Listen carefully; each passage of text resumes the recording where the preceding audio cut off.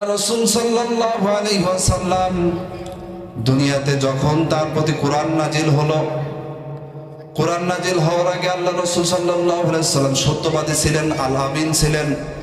যখন আল্লাহ রাসূল সাল্লাল্লাহু আলাইহি ওয়াসাল্লাম যখন সত্যবাদিতা প্রমাণ হলো, এভাবে করতে করতে আল্লাহ রাসূল সাল্লাল্লাহু আলাইহি ওয়াসাল্লামের প্রতি যখন ওহী নাজিল হলো, যখন কোরআন নাজিল হওয়া শুরু হলো, এভাবে করে পূর্ণাঙ্গ দীর্ঘ 23টা বছর ধরে 23 বছরের আগের যে নবুয়তের আগের যে জীবন, সেই জীবন রাসূল সাল্লাল্লাহু আলাইহি ওয়াসাল্লাম অনেক ভালো মানুষ ছিল। যখন রাসূলের প্রতি কোরআন নাজিল হওয়া শুরু হলো, কোরআন নাজিল হয়ে গেল, আল্লাহ রাসূল এই কোরআনটাকে সংসদে নিতে চাইলেন। তখন আবু জাহেল, উতবা, সাইবা, ওলীদ ইবনে মুগীরা তারা মনে মনে করতে লাগলো যে আমাদের ক্ষমতা, আমাদের রাজত্ব, আমাদের আনুগত্য সবকিছু মুহাম্মদ ছিনিয়ে নিয়ে যাচ্ছে, এই মুহাম্মদকে মারার পরিকল্পনা করতে হবে। কথা বলেন ঠিক কিনা? আল্লাহ রসুলের আগে যখন কোরআন নাজিল হয়েছিল না, তখন রসুল খুব ভালো মানুষ ছিল। তখন রসুল গণক ছিল না, কবিও ছিল না, জাদুকরও ছিল না। যখন আল্লাহ রসুল সাল্লাল্লাহু আলাইহি ওয়াসাল্লাম পূর্ণাঙ্গ কোরআন প্রতিষ্ঠিত করতে চাইলেন, খয়রুল কুরুনি কারবি, এমন সমাজ ব্যবস্থা, এমন সুন্দর একটা পরিবেশ পরিস্থিতি নির্মাণ করতে চাইলেন, তখন কিছু সংখ্যক মানুষ বাধাগ্রস্ত করতে লাগলো। কিছু সংখ্যক লোক ভাবতে লাগলো যে রাসূল সাল্লাল্লাহু আলাইহি ওয়াসাল্লাম মুহাম্মদ আব্দুল্লাহর বেটা যদি এইভাবে কাজ করতে লাগে, দ্বীনের দাওয়াত দিতে লাগে, তাহলে আমাদের রাজত্ব আর ক্ষমতা থাকবে না। এইভাবে ভাবতে লাগলো আর বলতে লাগলো একে মারার ষড়যন্ত্র করতে হবে। আল্লাহ রাসূল সাল্লাল্লাহু আলাইহি ওয়াসাল্লাম যখন তার প্রতি কোরআন নাজিল হয়ে গেল, তখন আর ভালো মানুষ হিসেবে থাকতে পারলো না। আল্লাহ রাসূল সাল্লাল্লাহু আলাইহি ওয়াসাল্লাম যখন ইসলামকে বিজয় লাভ করলেন, দলে দলে যোগে যোগে মানুষ ইসলামের ভিতর প্রবেশ করতে লাগলো। এভাবে ইসলামকে আল্লাহ রাসূল বিজয় লাভ করলেন। এভাবে করে দীর্ঘ 23টা বছর কোরআন নাজিল হওয়ার পরে 63 বছর আল্লাহ রাসূল সাল্লাল্লাহু আলাইহি ওয়াসাল্লাম দুনিয়া থেকে ইন্তেকাল করেছেন। আল্লাহ রাসূল সাল্লাল্লাহু আলাইহি ওয়াসাল্লাম মৃত্যুর 4 থেকে 5 দিন আগে, কয়দিন? 4 থেকে 5 দিন আগে প্রচন্ড জ্বর, মাথায় ব্যথা। হযরতে আয়েশা রাদিয়াল্লাহু তাআলা আনহাকে ডেকে বললেন, ইয়া আয়েশা, হে আয়েশা তুমি কোথায়? আল্লাহ রাসূল সাল্লাল্লাহু আলাইহি ওয়াসাল্লাম ডাকে সাড়া দিলেন, ইয়া রাসূলুল্লাহ, ইয়া হাবিবাল্লাহ, আমি আপনার শিয়রে হাজির। আল্লাহ রাসূল সাল্লাল্লাহু আলাইহি ওয়াসাল্লাম যখন আয়েশাকে ডেকে বললেন, আমার শরীরের অবস্থা বেশি ভালো না, আমার শরীরের অবস্থা বেশি ভালো না। এ আয়েশা তুমি সকলকে ডাক দাও, আমার জামাতা হযরতে আলী, হযরতে ফাতেমা, হযরতে আবু বকর, এভাবে সকলকে ডাকতে লাগলেন। যখন রাসূলের পাশে এসে বসতে লাগলেন, সবাইকে বলতে লাগলেন, আমার শরীরের অবস্থা খুবই খারাপ, আমার শরীরের অবস্থা বেশি একটা ভালো না। আল্লাহ রাসূল সাল্লাল্লাহু আলাইহি ওয়াসাল্লাম সবাইকে বলতে লাগলেন। বলতে বলতে হযরতে ফাতেমা রাদিয়াল্লাহু তাআলা বেশি বেশি করে কান্না করতেছে। আল্লাহ রাসূলের মেয়ে বেশি বেশি করে কান্না করতেছে, তার বাপ দুনিয়া থেকে চলে যাবে। মুহাম্মদুর রাসূলুল্লাহ সাল্লাল্লাহু আলাইহি ওয়াসাল্লাম দুনিয়া থেকে বিদায় নেবে, বুঝতে আর বাকি রইল না। আল্লাহ রাসূল সাল্লাল্লাহু আলাইহি ওয়াসাল্লাম ফাতেমা রাদিয়াল্লাহু তাআলাকে ডেকে বললেন, ফাতেমা তুমি কান্না করো না, তোমার কান্না আমার বরদাস্ত হচ্ছে না, তোমার কান্না আমি সহ্য করতে পারতেছি না। আল্লাহ রাসূল সাল্লাল্লাহু আলাইহি ওয়াসাল্লাম ফাতেমার কানে কানে যেন কি বললো, তার কান্নার সাথে সাথে বন্ধ হয়ে গেল। হযরতে আয়েশা রাদিয়াল্লাহু তাআলা তার মেয়েকে ডাকে বলতেছে, ফাতেমা তোমার আব্বা তোমাকে কানে কানে কি বলছে আর তোমার কান্না বন্ধ হয়ে গেল কেন? হযরতে আয়েশা রাদিয়াল্লাহু তাআলাকে ডেকে বললেন, আম্মা জান, আব্বা বলেছেন তুমি কান্না করো না, তোমার কান্না আমি সহ্য করতে পারি না। আমার মৃত্যুর পর আম্মা জান তোমার সাথে আমার দেখা হবে। আল্লাহু আকবার। আমার মৃত্যুর পর সর্বপ্রথম তোমার সাথে আমার দিদার নসিব হবে। মাগো তুমি কান্না করো না, তোমার কান্না আমি সহ্য করতে পারতেছি। এভাবে আল্লাহ রাসূল সাল্লাল্লাহু আলাইহি ওয়াসাল্লাম মৃত্যুর সময় এভাবে তার সকল আত্মীয় স্বজনকে ডেকে ডেকে বলতে লাগলেন। এর ভিতর হযরতে জিবরাইল আলাইহিস সালাতু ওয়াস সালাম আল্লাহ রাসূলের শিয়রে এসে হাজির। আসসালামু আলাইকুম ইয়া রাহমাতাল লিল আলামিন, ইয়া রাসূলুল্লাহ, ইয়া হাবিবাল্লাহ, আমি কি আপনার কাছে আসতে পারি? আল্লাহ রাসূল সাল্লাল্লাহু আলাইহি ওয়াসাল্লাম অনুমতি দিলেন, হ্যাঁ অবশ্যই আসতে পারো। ইয়া রাসূলুল্লাহ, ইয়া হাবিবাল্লাহ, এমন একজন মেহমান সাথে করে নিয়ে আসছি, এই মেহমান আপনার কাছে আসার জন্য অনুমতি চাই। এই মেহমান আপনার কাছে আসার জন্য একমাত্র অনুমতি চাই। ইয়া রাসূলুল্লাহ, ইয়া হাবিবাল্লাহ, এমন একজন মেহমান আনছি, আকাশ এবং জমিনের ভিতর যত মাখলুকাত আদম নবী থেকে নিয়ে পর্যন্ত যত মানুষ, আমি মুহাম্মদ রাসূলুল্লাহ, আপনি মুহাম্মদ রাসূলুল্লাহ সাল্লাল্লাহু আলাইহি সাল্লাম, এর মধ্যে যত পয়গম্বর, যত নবী আসছে, যত সাহাবা আজমাইন আসছে, কারোর কাছে অনুমতি নেওয়া হবে না। ইয়া রাসূলুল্লাহ, ইয়া হাবিবাল্লাহ, শুধু একমাত্র আপনার কাছ থেকে অনুমতি নেওয়া হবে। আপনি যদি এই ফেরেশতাকে আসতে বলেন অবশ্যই নিয়ে আসবে, তা না হলে আল্লাহ বলছেন ইনাকে নিয়ে চলে যেতে আমাকে। জিবরাইল আলাইহিস সালাতু ওয়াস সালাম বললেন, ইয়া রাসূলুল্লাহ, ইয়া হাবিবাল্লাহ, আমি আপনার শিয়রে মালাকুল মউতকে নিয়ে আসতে চাই। পৃথিবীর ভিতর যত নবী পয়গম্বর আসছে এবং অনলি ওয়ান ব্যক্তি আপনার আমার নবী, তামাম কুল কায়নাতের নবী, বিশ্ব মানবতার মুক্তির দূত জনাবে মুহাম্মদ রাসূলুল্লাহ সাল্লাল্লাহু আলাইহি ওয়াসাল্লাম, ইনার কাছে একমাত্র মৃত্যুর শিয়রে এসে অনুমতি নেওয়া হয়েছিল, আর কারোর কাছে নেওয়া হবে না। হযরতে মূসা কালিমুল্লাহ অত্যন্ত মেজাজওয়ালা নবী ছিল, আমরা নাম শুনছি না? 5 জন নবীর অলৌকিক ঘটনা আছে, তার ভিতরে একজন হযরতে মূসা কালিমুল্লাহ। হযরতে মূসা আলাইহিস সালাতু ওয়াস সালাম অত্যন্ত মেজাজওয়ালা নবী ছিল।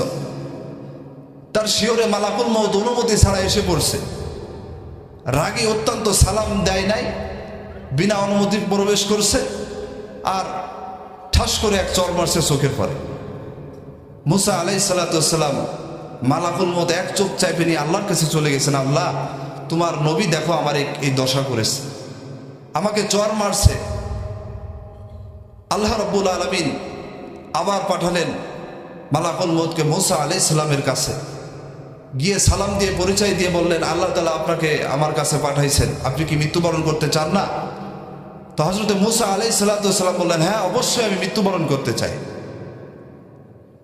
তো আল্লাহ তাআলা হযরতে মালাকুল মউতকে যখন বলা হলো যে মূসা আলাইহিস সালাতু ওয়াস সালামকে একটা গাভীর পরে হাত রাখতে বলো, সেই গাভীর পরে 2000 পশম আছে, 2000 বছর মূসা আলাইহিস সালামকে হায়াত দেওয়া হলো।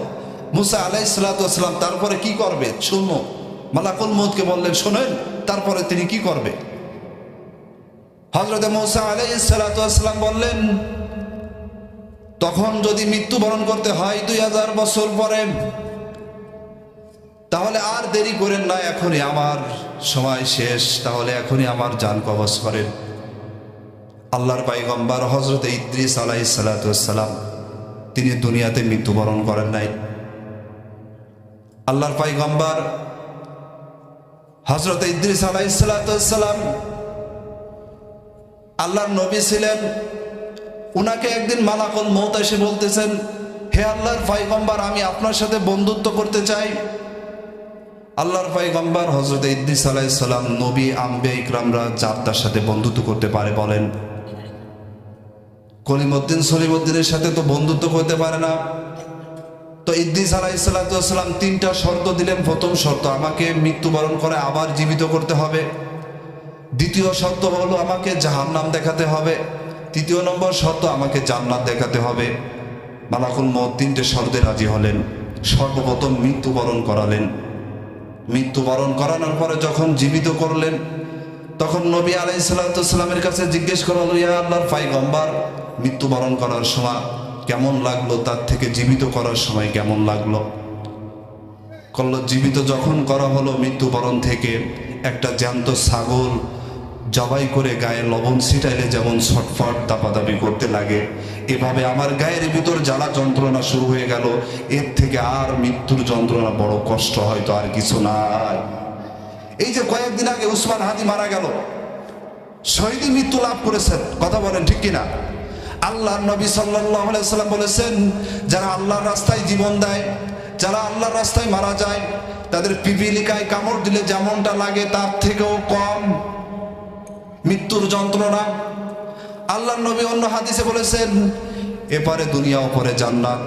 যখন শহীদি মৃত্যু লাভ করবে তখন এপারে দুনিয়া ওপরে জান্নাত। যেমন একটা ছোট্ট একটা ব্রিজ পার হতে যতটুকু সময় লাগে, হাদিসের ভিতর এভাবে দৃষ্টান্ত দেওয়া হয়েছে যে এতটুকু সময়ের ভিতর মৃত্যুবরণ হয়ে যাবে। এজন্য আমরা ইমানদারি হালাতে শহীদি মৃত্যু লাভ করতে চাই, কথা বলেন ঠিক কিনা?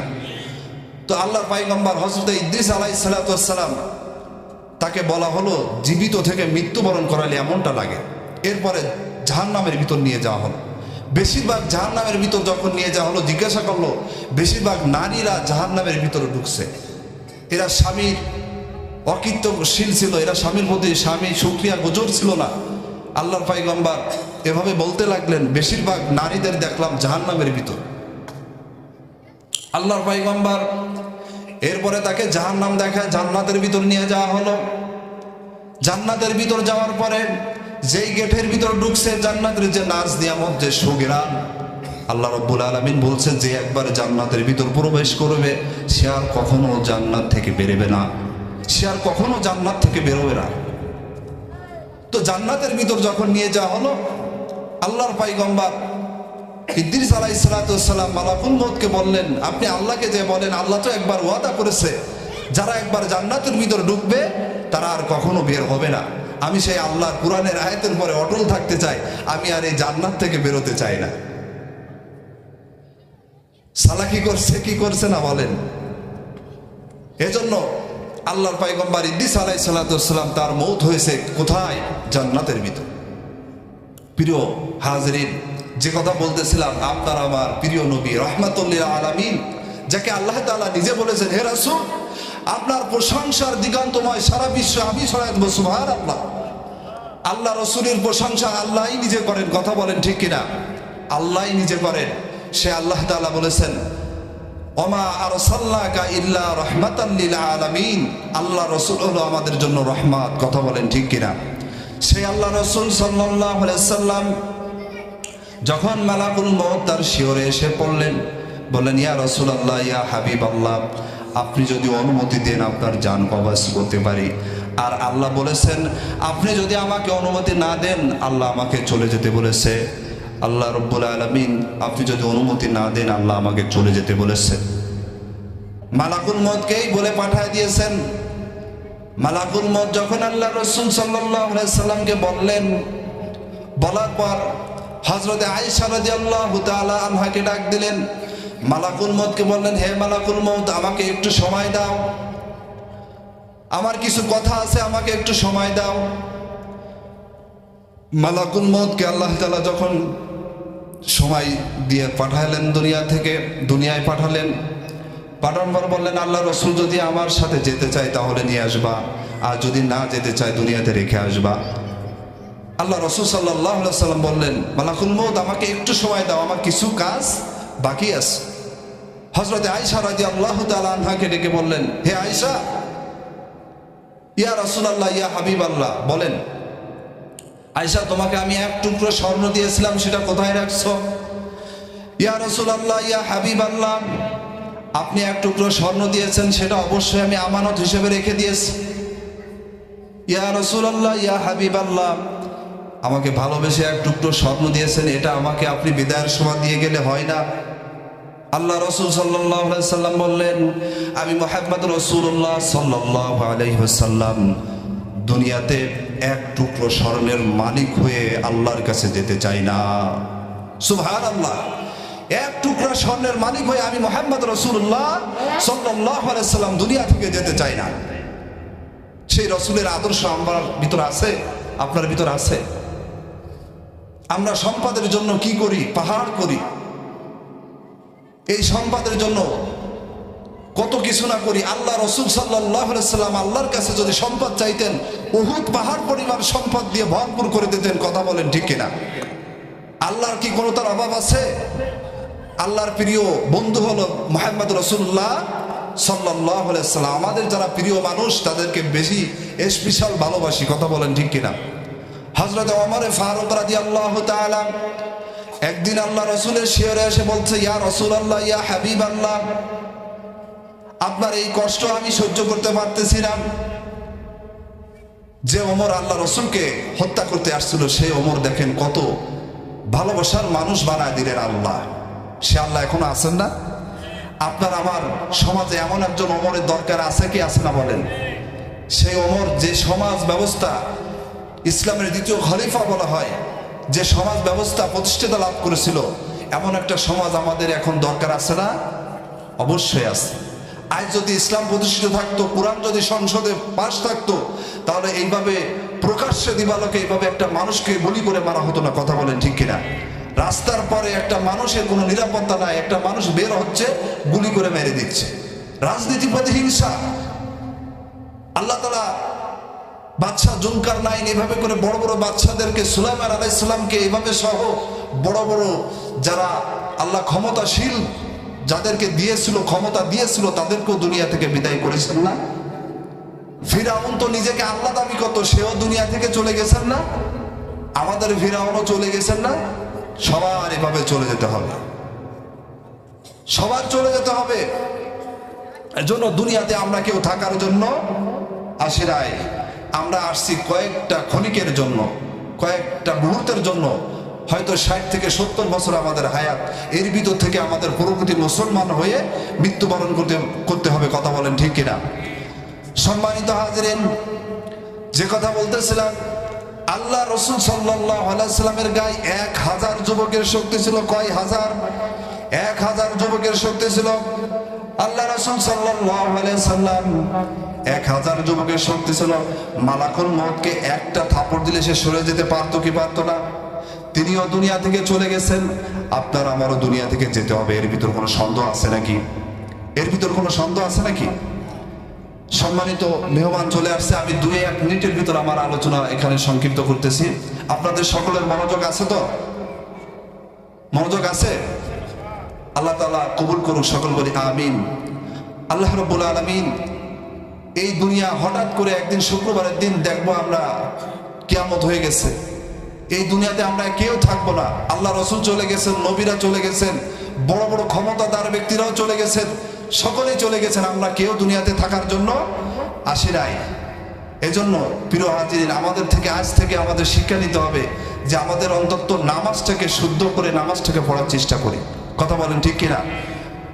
সর্বপ্রথম শুরু থেকে বলেছি, আপনার আমার নামাজটাকে ঠিক করতে হবে। আর এমন কোনো কাজ করে যাব যে কাজের ওসিলা করে কবর থেকে আমাদেরকে ডেকে ডেকে জান্নাতে নিয়ে হবে, এমন কিছু কাজ আমরা দুনিয়া থেকে করে যেতে চাই। কথা বলেন ঠিক কিনা?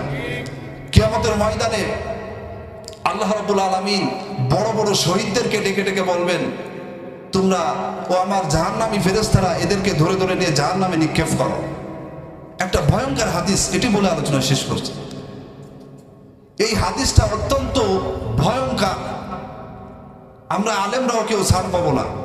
আপনারা মূর্খ মানুষ, তো যারা আম মানুষ আছেন তারাও ছাড় পাবেন না। এই হাদিসটা অত্যন্ত ভয়ঙ্কর হাদিস। আল্লাহ নবী সাল্লাল্লাহু আলাইহি সাল্লাম বলেছেন, কিয়ামতের ময়দানে বড় বড় শহীদদেরকে, বীরদেরকে ডেকে ডেকে বলা হবে, ও আমার জাহান্নামী ফেরেশতারা এদেরকে নিয়ে নিয়ে জাহান্নামে নিক্ষেপ করো। তখন যারা তাজা রক্ত দিয়েছেন, জীবন দিয়েছেন, তারা বলবে, আল্লাহ আমরা তো শহীদি খিতাব লাভ করেছি, আমরা কেন জাহান্নামে যাব? কেন আমাদেরকে জাহান্নামে নেওয়া হচ্ছে? আল্লাহ রাব্বুল আলামিন তখন বলবে, সেই সব শহীদদেরকে ডেকে ডেকে বলবেন, তোমরা তো দুনিয়াতে লোক দেখানোর জন্য শহীদ অর্জন করেছো, তোমরা তো দুনিয়াতে মানুষ বীর বলবে, তাজা রক্ত দিয়েছো, বীর প্রমাণ করবা বিদায় তোমরা জীবন দিয়েছো, তোমরা তো আমার জন্য জীবন দাও নাই। কথা বলেন ঠিক কিনা? এরপরে বড় বড় আলেমদেরকে ডেকে বলবে, বড় বড় আল্লামাদেরকে ডেকে বলবে যে তোমরা আজ জাহান্নামের মধ্যে যাও। আব্দুর রহিম, আব্দুল করিম, আব্দুল সত্তার জাহান্নামের মধ্যে নিক্ষেপ হও। তখন আমরা বলবো, আল্লাহ আমি তো দুনিয়াতে কোরআনের দায়ী হয়েছিলাম, কোরআনের দায়ী আল্লাহ ছিলাম, কোরআনের বড় খেদমতকারী ছিলাম, আল্লাহ কেন আমাকে আজ জাহান্নামের মধ্যে দেওয়া হবে? তখন আল্লাহ তাআলা বলবেন, তুমি তো বড় ডিগ্রি অর্জন করার জন্য, বড় মাওলানা, বড় আলেম হওয়ার জন্য তুমি এই খিতাব লাভ করেছো, যাও তোমাকে শোধ দিয়ে দিলাম, তুমি দুনিয়াতে পেয়ে গেছো বড় আলেম, বড় আল্লামা হয়েছো, মানুষ তোমাকে আল্লামা বলেছে, তোমার প্রাপ্য তুমি দুনিয়াতে পেয়ে গেছো, যাও এখন তুমি জাহান্নামে যাও।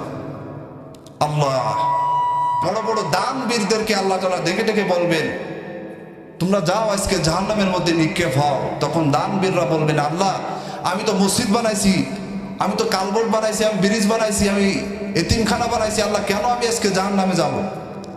তোমাকে বড় দানবীর বলা হয়েছে দুনিয়াতে, তোমার প্রাপ্য তুমি দুনিয়াতে পেয়ে গেছো, আজ আমার কাছে কিছুই নাই, আমি তোমাদেরকে কিছু দিতে পারবো না। ও আমার জাহান্নামের ফেরেশতারা, এদেরকে নিয়ে জাহান্নামের মধ্যে নিক্ষেপ করুন। আল্লাহ পাক সেই সমস্ত দেখানো কাজ থেকে আমাদেরকে বেঁচে থাকার তৌফিক দান করুন।